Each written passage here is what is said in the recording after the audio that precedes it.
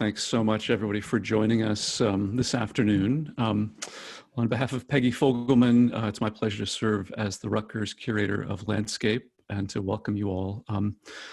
This may very well be the first garden tour that was really enhanced by all that rain. I know many of you have been telling me this summer and fall, we've been waiting for this kind of soaking that we've been in need of.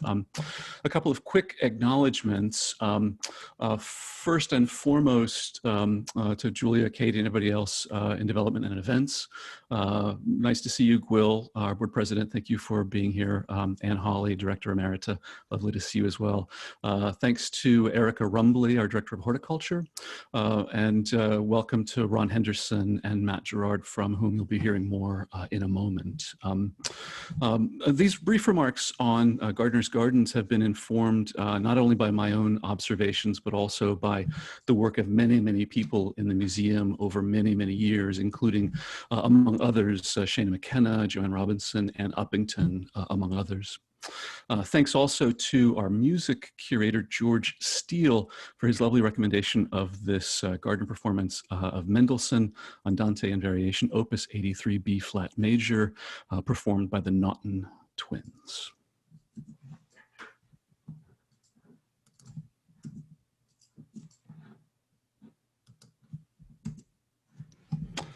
Thanks also to all of our supporters and patrons that have made these gardens possible.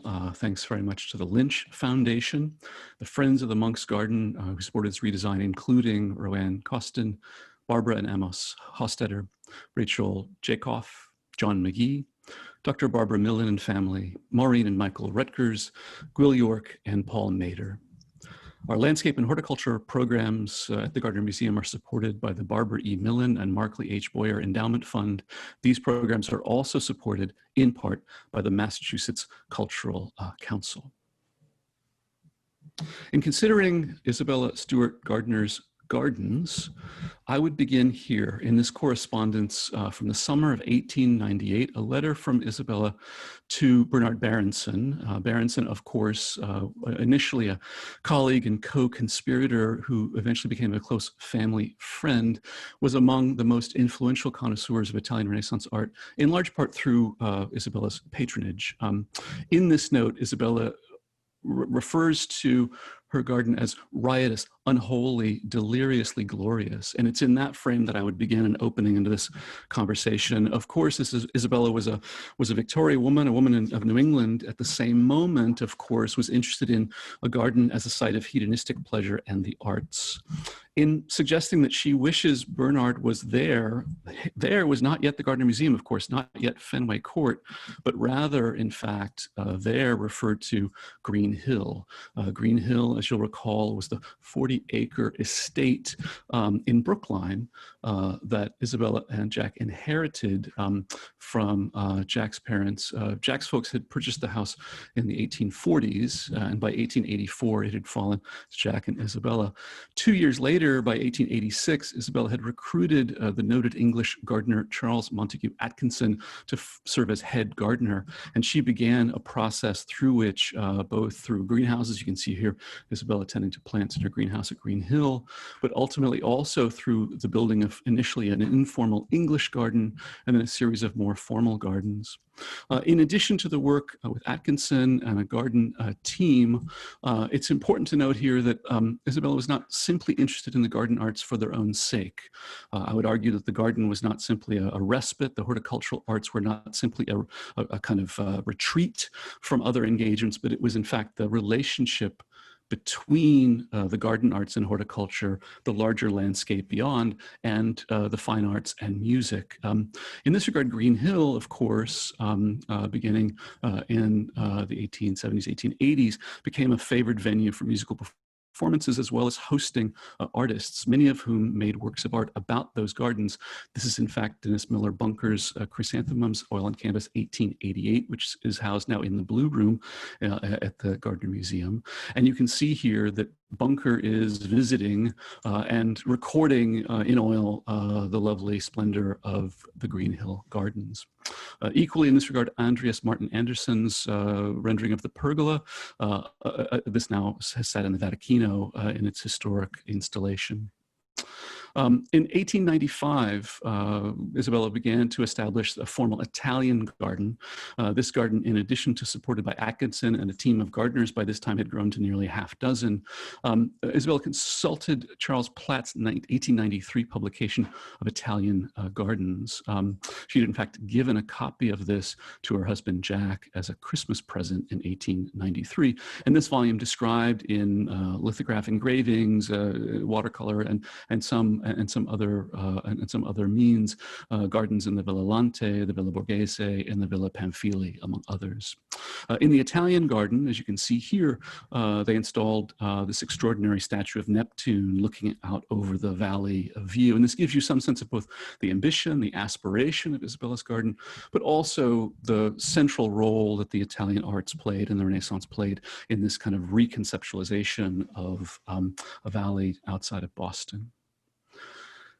In further reinforcement of this reading of Isabella Stewart Gardner as a hedonist interested in the relationship between the arts, I thought I would also cite this correspondence between Gardner and Berenson, this on the occasion of the arrival of The Rape of Europa, the Titian, in Boston.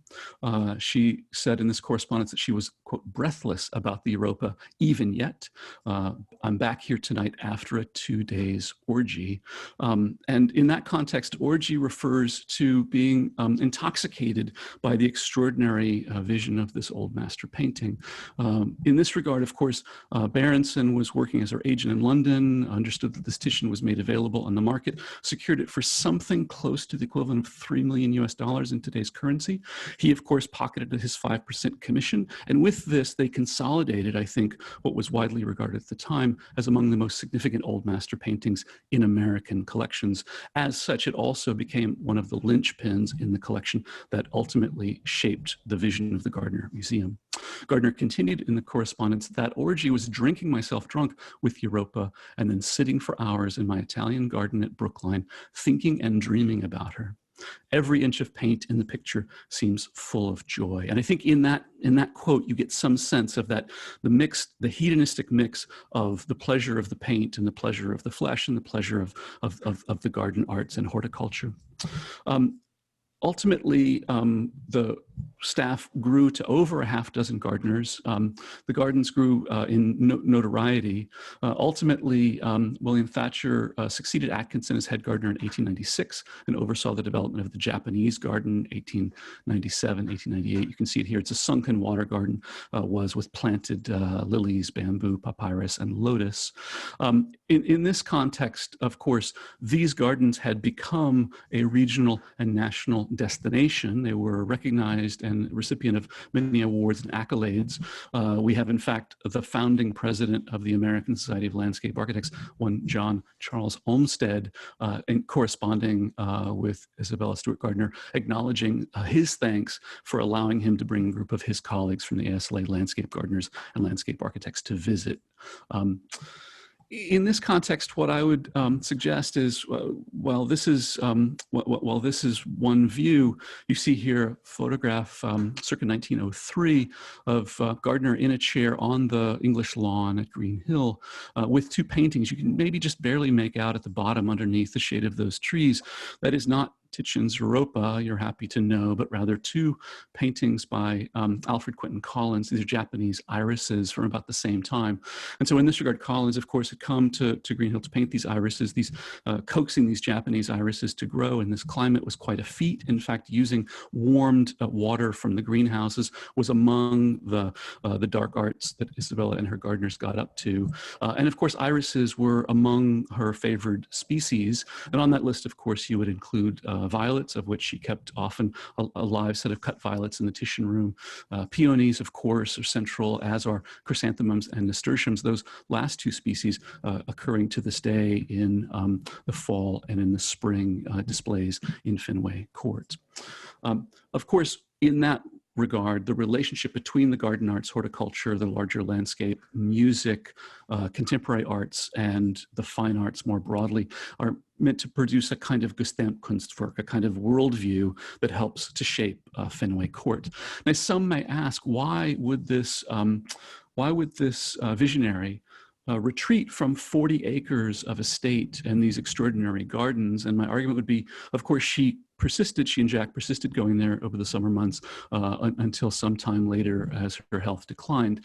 But it was in building the Gardner Museum and building Fenway Court that she was able to conceive of and really build a kind of an Umwelt, a world in which these arts, music, performance, ultimately the fine arts, old and contemporary, could mix, and in relationship to the gardening arts that made them so vital and so central.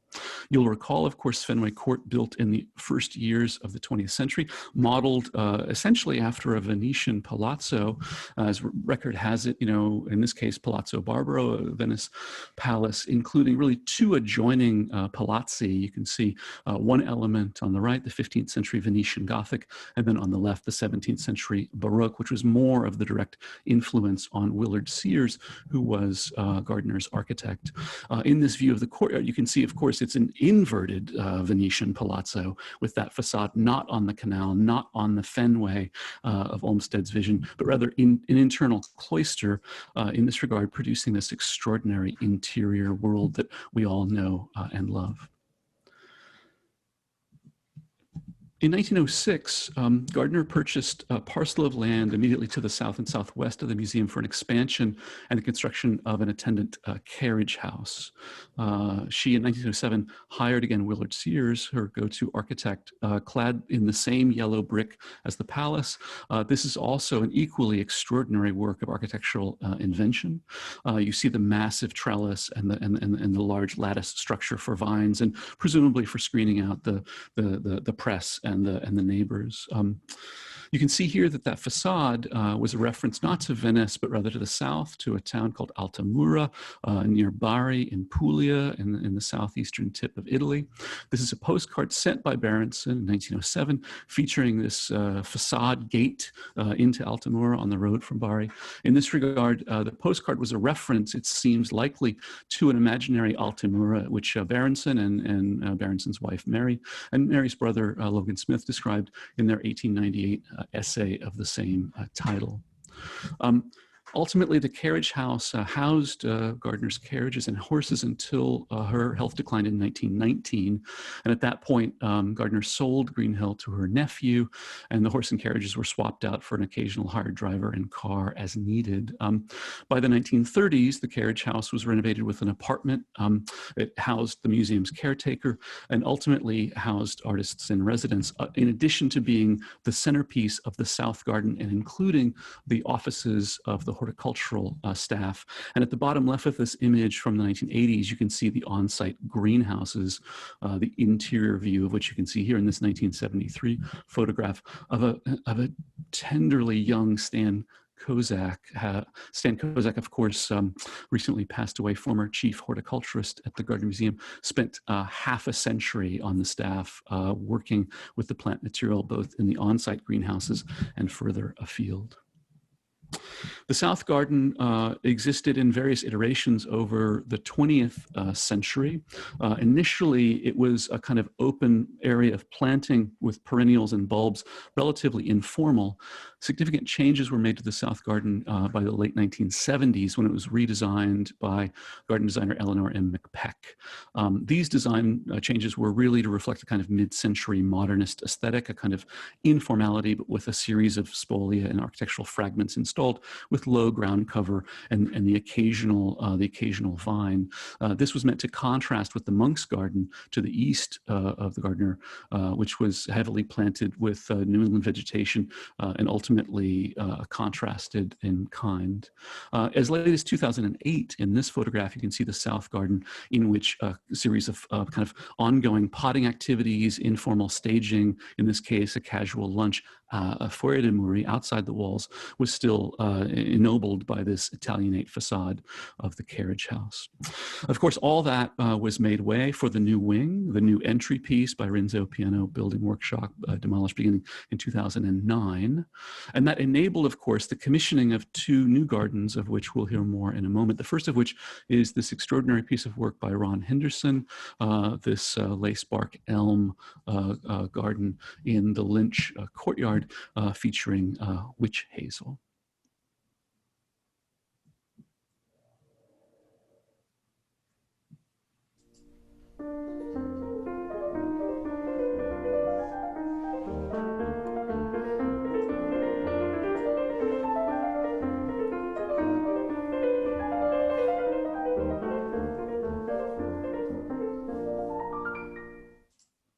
Hi, I'm Ron Henderson, founding principal of Lirio Landscape Architecture based in Newport, Rhode Island. I'm professor and director of the Master of Landscape Architecture plus Urbanism program at the Illinois Institute of Technology in Chicago. For 2 decades, I've collaborated with the Isabella Stewart Gardner Museum on a rich array of projects that continue to shape my work and my career. It began with an invitation to the symposium, The Immediate Garden and the Larger Landscape, convened by John Dixon Hunt in 1997. It was there that I first met Anne Hawley, now Calderwood Director Emerita of the museum. This symposium led to a series of papers being published in the distinguished journal, Studies in the History of Gardens and Designed Landscapes in 1999. Today, 20 years later, I'm on the editorial board of that journal, a relationship that was initially fostered here at the Gardner.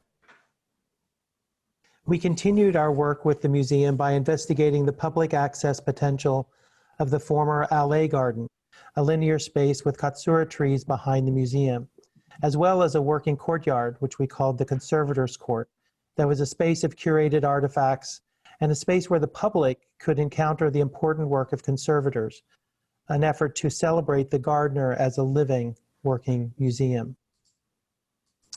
Throughout this time and for many years, I collaborated with Stan Kozak, for whom I must dedicate this talk. I worked with Stan, Dick Roach, the museum curators and staff on horticulture exhibitions in Fenway Court. This work was made more urgent with the replacement of the clear glass in the skylight with low emissivity glass in the 1990s, a glass which limits UV rays, which is great to do for paintings and tapestries, but less helpful for living plants. Many remember palm trees in the courtyard, but after the replacement of the glass, their decline was rapid. Among my installations was an exploration of upright vertical arborvitae and the introduction of native shrubs such as winterberry holly into the courtyard. I was then invited to design the gardens for the museum expansion, Evans Way, the Lynch courtyards, living room and cafe gardens, and a temporary monk's garden.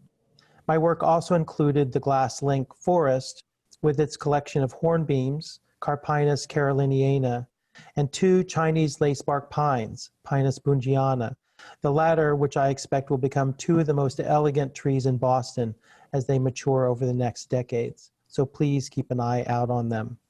The linear grove of styrax and amelanchier that form a scrim between the lobby and the public sidewalk are planted in a stretched quincunx pattern. The finely textured stems, leaves, and tiny white blossoms and fruit were chosen to amplify the finely textured scrims and construction detailing of the museum expansion by Renzo Piano Building Workshop. At the far end of the greenhouse is a Chionanthus retusus, a fringe tree, a very slow-growing species that might compete for queen of the garden with the lacebark pines in a few decades.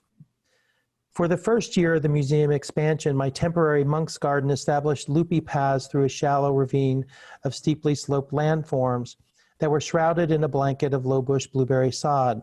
This temporary garden, in some ways, began to predict the more tortuous and voluptuous monk's garden of my friends at Michael van Valkenburgh's office. The Lynch courtyard is a tightly spaced grid of Ulmus parvifolia, Chinese lacebark elms, another finely textured tree.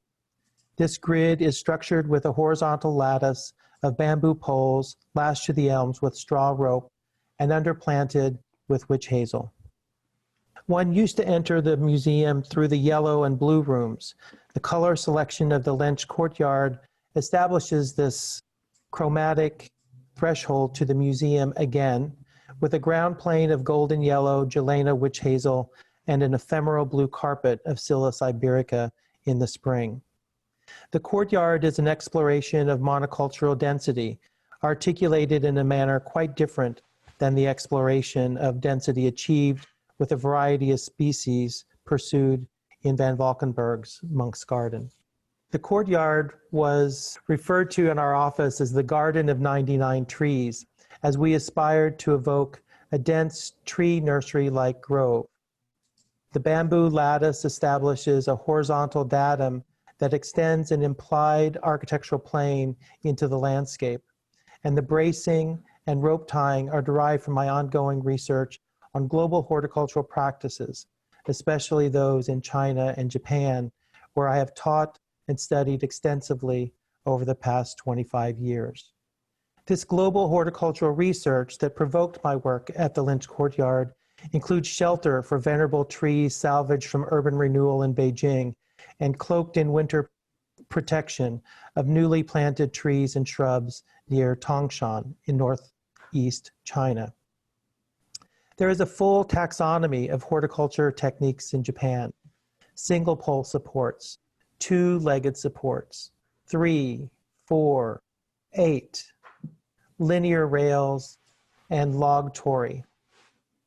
Pine tree pruning bamboo supports train branches of pine trees to cover entrances to temples. And more like the Lynch courtyard, the bamboo lattice that supports the pendulous branches of a waterfall cherry so that one can travel underneath them are also a long-standing traditional horticultural practice. It is this research and exploration of global horticultural techniques that I deployed here at the Lynch Courtyard, so elegantly captured here in this photograph by Sienna Scarf. The Lynch Courtyard is an exploration of tree nursery-like density of finely textured leaves and stems, a chromatic framework of golden yellow and blue that recalled the historic entry to the Isabella Stewart Gardner Museum, as well as an allusion to China and Japan of Mrs. Gardner's travels.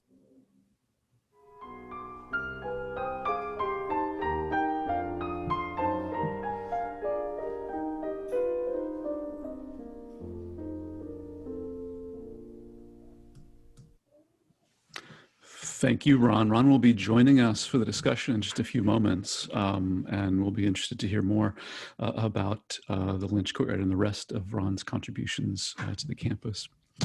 Another central venue in the context of building the Gardner Museum, of course, has been the Monk's Garden. You can see here a photograph likely taken by Isabella herself of Willard Sears installing the fountain in the Monk's Garden. The Monk's Garden had always been conceived as this walled, cloistered garden, as the title of the garden would suggest. It was also a place for spolia, for fragments, the installation of these antiquities, and was really central to the conception of not only the construction and design of the museum, but also the life of the museum. You can see in this photograph taken in 1905, a Japanese festival held by Gardner for charity, which accompanied newspaper articles referring to the activities. The garden, quote, about Fenway Court was at its fairest on Friday afternoon when Mrs. Gardner gave a unique entertainment for the benefit of the Millet Sanitarium at East Bridgewater, and the scene was so lovely and the breezes so cool that the entertainment Mrs. Gardner had prepared for the visitors in the music room was almost superfluous.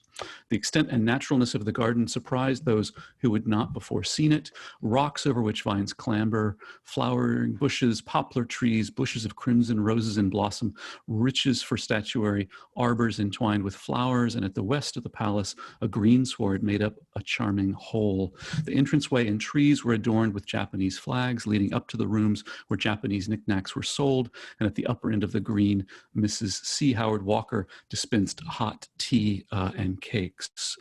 Sounds lovely. Regrettably, we don't have any hot tea or cakes for you, although hopefully you're provisioning yourself quite well at home.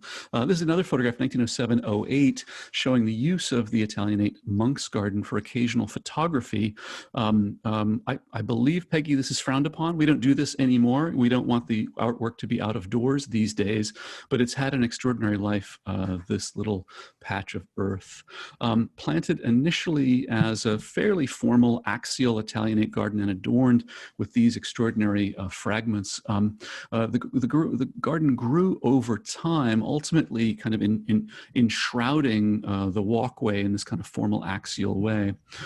From these Thomas Marr photographs of 1921, you can see that by this time, the terracotta jar at the end of the axial walkway on the right-hand side, known as the olla, a gift to Gardner from her husband Jack, was installed. And at this point of time, the point of transition to Morris Carter taking over and really redesigning the monk's garden, both at the level of structure and at the level of plant material.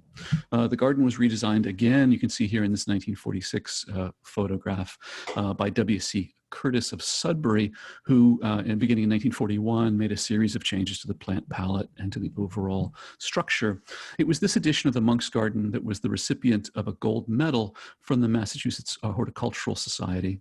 The inscription on that medal read, "For a model garden of exceptional merit, being laid out with great taste and design, appropriateness of plant material comprising trees, shrubbery, perennials, and the like, all in excellent condition despite adverse city conditions. A horticultural achievement of which Boston can be proud." The garden was redesigned yet again in the 1970s, in this case by one Hideo Sasaki and Sasaki Associates, reconceived as a kind of lowered grade, kind of ground cover with benches. You can see in this 2008 photograph the state in which it was arrived at by the time of the 2009 renewal and the new wing, at which point the museum was able to commission the redesign of the Monk's Garden, a commission that was awarded to Michael van Valkenburgh Associates. And we're very pleased to have with us today Matt Girard, project designer of the Monk's Garden.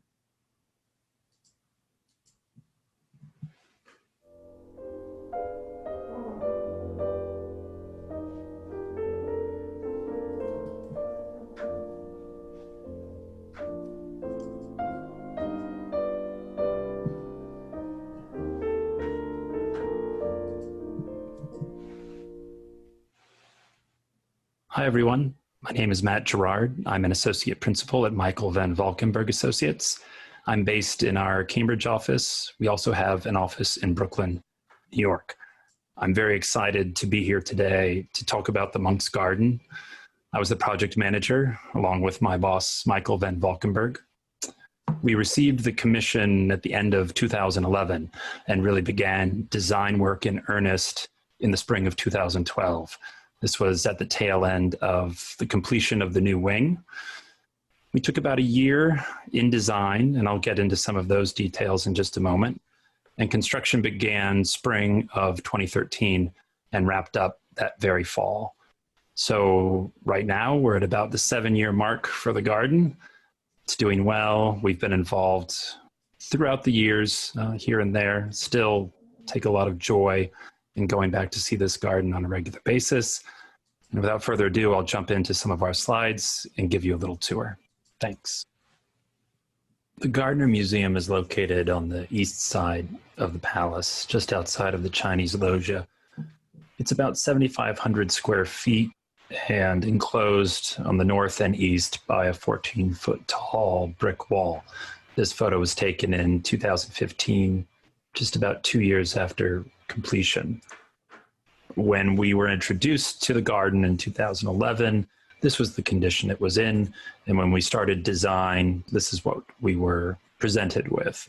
I would say the design process began in earnest after a tour that Michael and I went on with then director unholy.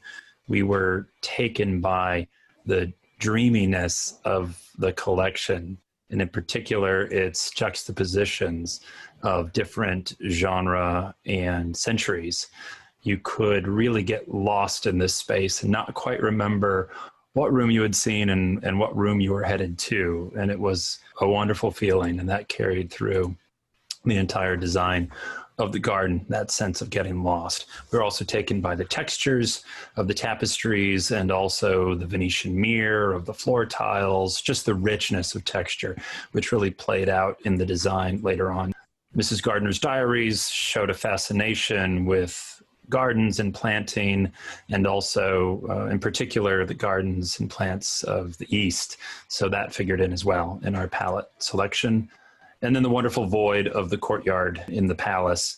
Early on, Michael and I both had a sense that we wanted to create a kind of miniature forest in the Monk's Garden as a foil to this space, not in competition, but more as a broadening of the experience that you could have in the Gardner Museum, in the interior and the exterior, so that both the Monk's Garden and this courtyard could play off of one another.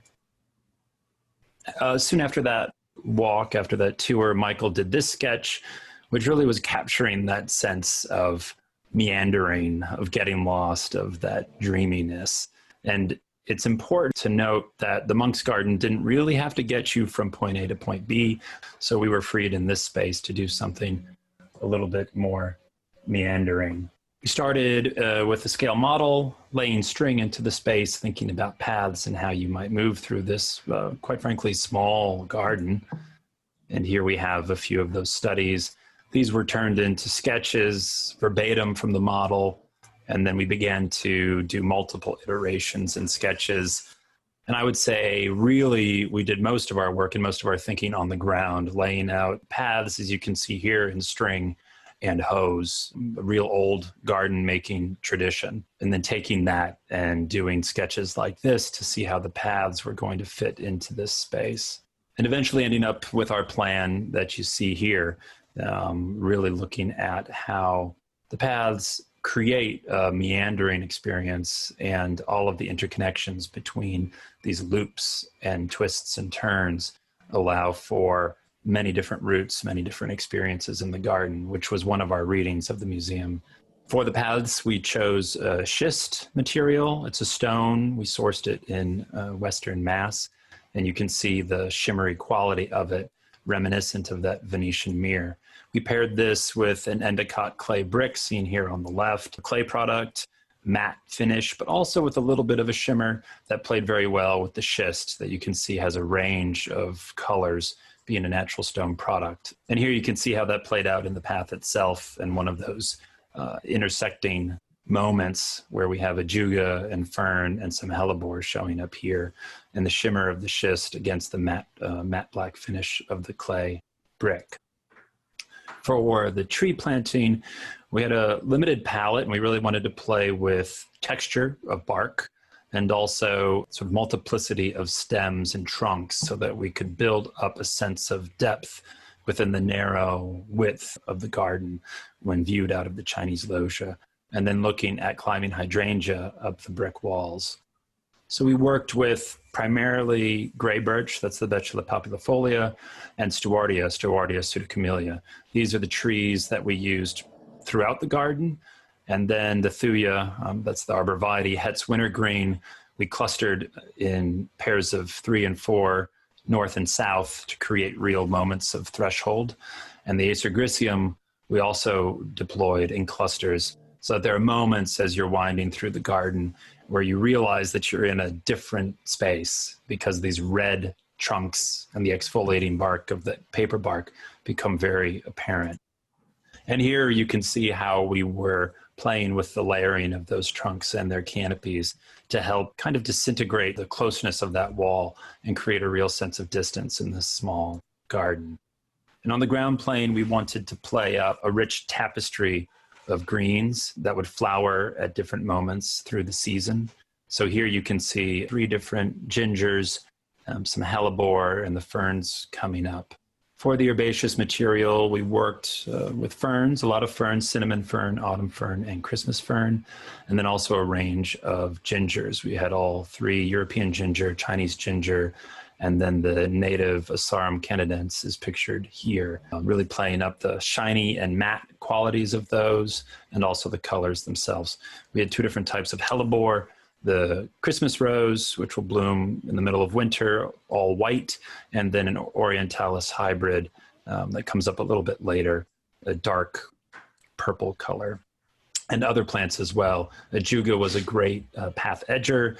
Spurges were doing well for us in the dry shade, and the hosta gave a nice late season bloom. And these were deployed and laid out in a very tapestry-like fashion that played with the paths and created a shifting experience of ground plane as you moved through the garden. And we were careful to consider bloom times, how fall color and bark color mixed with foliage of the herbaceous material and the flowers through the year worked to create a changing display. And we went out and selected all of these trees by hand. This is the Stewartia. Here are the gray birch, which we found in an old field that was going to be turned over to agricultural practices, and we're able to snatch a few of these wild-grown specimens for the garden.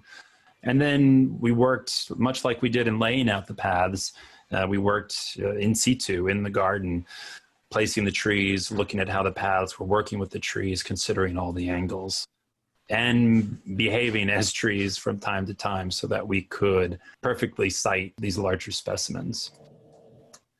And the garden was created or constructed from north to south, working our way out. So here is right before completion, you can see the 3 strands of the path that are about to meet.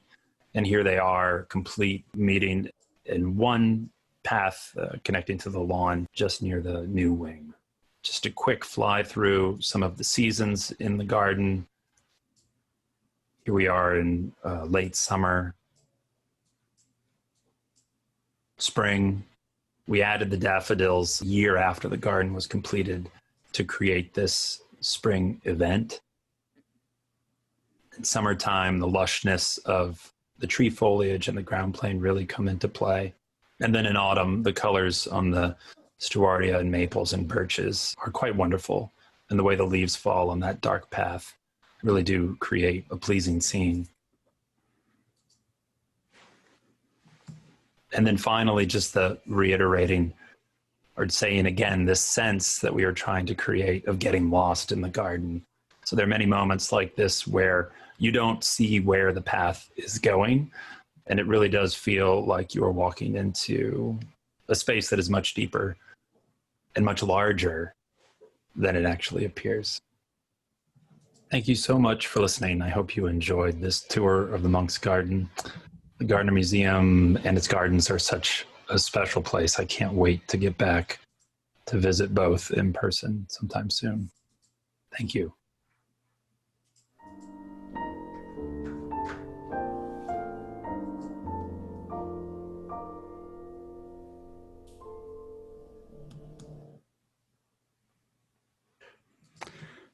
Thanks very much, Matt. Matt's also joining us this afternoon and the discussion that we'll embark upon shortly. I think you begin to see by now how I can take such great pleasure from my modest role as Ruettgers Curator of Landscape at the Gardner Museum, particularly in the context of being able to work with such extraordinary artists. Michael van Valkenburgh, Matt Girard, Ron Henderson, and their team. These are among the finest landscape architects practicing in the world today, and I think the museum has been both quite fortunate to benefit from their original work in the recent past, but also to have the foresight to be able to commission among the leading landscape architects in the world. Hopefully, we can also entice you to come join us on campus. The gardens are open and will be as long as the weather permits this fall. So with that, I'll stop sharing my screen and I'll invite Julia back to. Thank you, Charles, and Matt and Ron, a virtual applause to you for a fabulous presentation. We will now transition over to the Q&A, and you should have received a request from Zoom to turn on your video. If you do have a question, you can either give us a wave or over video, and I'll call on you.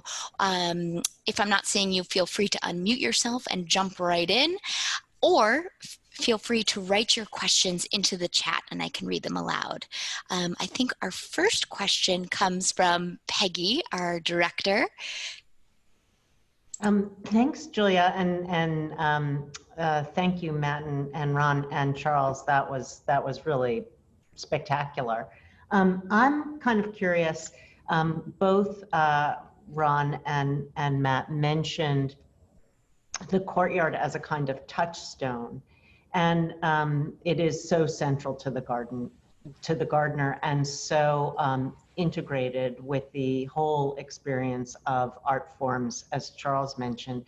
And I wondered if you could talk a little more about the extent to which the concepts in the courtyard, you know, whether of symmetry or density or color, actually influenced you either in incorporating that or in reacting almost against it, you know, and pushing against that.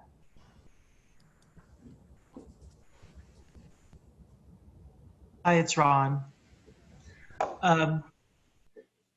You know, with the museum expansion, I think one of the ongoing conversations was about the degree in which the Palace Museum was an enclosed and interior garden, right? The building itself was, you know, opaque to the outside, but kind of remarkably open and transparent on the inside, with the expansion being sort of an inversion of that. I think one of the significant conditions, and Matt also alluded to a kind of relationship between the Monk's Garden as a experiential difference between it and the courtyard. In the area of the expansion, there was an ambition that one could see through the campus from Evans Way over to Palace Way. And so the choice of tree species, the choice of a kind of low ground cover, the way in which the witch hazel, for instance, is pruned to stay low, was intended to provide a transparency across the gardens when viewed from the exterior. And so I would say for us, one of the strongest considerations was actually just the diaphanous spatial quality of looking through a garden in the expansion was very similar to the ambition of and the experience of looking through the courtyard, from loges through the courtyard to the loges on the other side. That was probably the most significant spatial correspondence between our work in the expansion and with the courtyard. And this is Matt Girard. It's a great question. I alluded to it a little bit in the presentation. I think the courtyard actually gave us a lot of freedom in the Monk's Garden to be able to pack it full with as much planting as we did, quite frankly. And we knew we wanted to do that as a start, and for a couple of reasons. And one was just a practical one of how close that brick wall felt when you were standing in the Chinese loggia and looking out at the garden. 50 feet wide, but I would say before the trees went in, you wouldn't be surprised if someone told you it was only 20. I mean, it felt very narrow. And so our trick, I guess, was to plant it more than you might think to create a sense of depth. And that was important to us. But I think the courtyard being open, vaulted, a place that you could sit, meant that the Monk's Garden could be full, canopied, and a place that you spend more time wandering through. We have chairs there and you can find places to perch, but you know, the courtyard does that so well for people. So it's not a complete answer, but really I think that the courtyard and Monk's Garden, they work very well together, and both kind of free the other to be exactly what they want to be. Thank you. Our next question comes from Rebecca Earhart.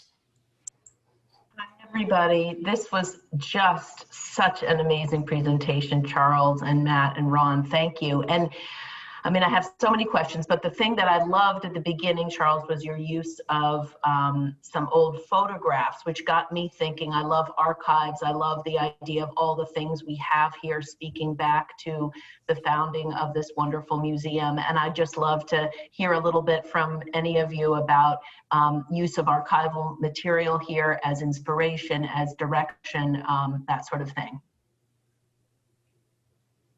I thank you, Rebecca. I'll leave most of the time for Ron and Matt, because you've heard a bit from me already this afternoon. I guess the one point that I would make is, I think this is often the case with historical work and archival material, is to kind of recover her modernity is my primary goal. You know, like, I think it's you know, like a woman of a Victorian era in New England, and at the same moment, you know, I think it's important, it's incumbent upon us to recover the revolutionary quality of the work that she did. And that's quite different in a way from the tone of a lot of, you know, historical photographs or archival material.